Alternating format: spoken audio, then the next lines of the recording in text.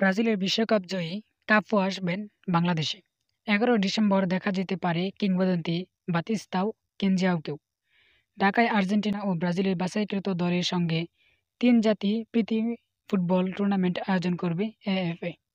Boxing promotion international limited এর উপলক্ষে আগামী ১১ ডিসেম্বর ঢাকায় আসবেন ব্রাজিলের ফিফা বিশ্বকাপ জয়ী অধিনায়ক কাফু। আমন্ত্রণমূলক প্রতিযোগিতা মাঠে গড়াবে ৫ ডিসেম্বর। প্রথম দিনে ব্রাজিলের দলটির বিপক্ষে খেলবে বাংলাদেশ থেকে বাছাই করা একটি দল। ৮ তারিখে স্বাগতিকদের প্রতিপক্ষ আর্জেন্টিনা এবং ১১ তারিখ শেষ খেলায় মাঠে নামবে ব্রাজিল ও আর্জেন্টিনা। এই ম্যাচে খেলবে ২ ডিসেম্বর ঢাকায় আসবে ব্রাজিল। একদিন পরে আসার কথা আর্জেন্টিনার। এই আয়োজনের সার্বিক বিষয়ে অবহিত করতে হোটেলে ইন্টারন্যাশনালের শুক্রবার বিকেলে সংবাদ সম্মেলনে করে AFA boxing promotion international limited.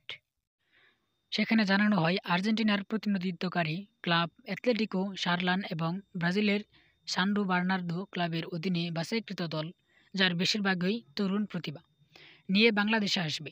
আয়োজক প্রতিষ্ঠানের চেয়ারম্যান মোহাম্মদ আসাদুজ্জামান জানান, দুটি দলই হবে ওই দুই দেশের অনূর্ধ্ব-২০ পর্যায়ের তরুণ ফুটবলার নিয়ে বাছাইকৃত নিয়ে সেখানে একজন সর্বশেষ যুব ফিফা বিশ্বকাপ খেলা ফুটবলারও থাকবে।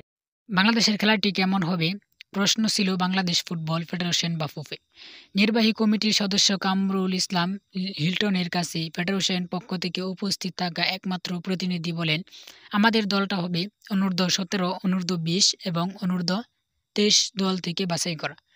এ ধরনের আয়োজনে বাংলাদেশের ফুটবলের উন্নতি হবে বলে বিশ্বাস আসাদুজ্জামানের। ব্রাজিল ও আর্জেন্টিনা আসলে বিশ্ব মিডিয়া বাংলাদেশের ফুটবলে দৃষ্টি দেবেন। আমি বিশ্বাস করি এই খেলার পর বিশ্ব স্পোর্টস বিনিয়োগকারীরা এগিয়ে আসবেন বলে বিশ্বাস করি। বাংলাদেশ বিশ্ব মিডিয়ার নজর থাকবে আরও একটি কারণে, প্রথমবারের মতো বাংলাদেশে যে পা রাখতে চলেছেন ব্রাজিলিয়ান বিশ্বকাপ জয়ী ফুটবলার কাফু। বাংলাদেশে আসার বিষয়টি নিশ্চিত করে কাফুর পাঠানো ভিডিও বার্তা বড় পর্দায় দেখানো হয় সংবাদ সম্মেলনে।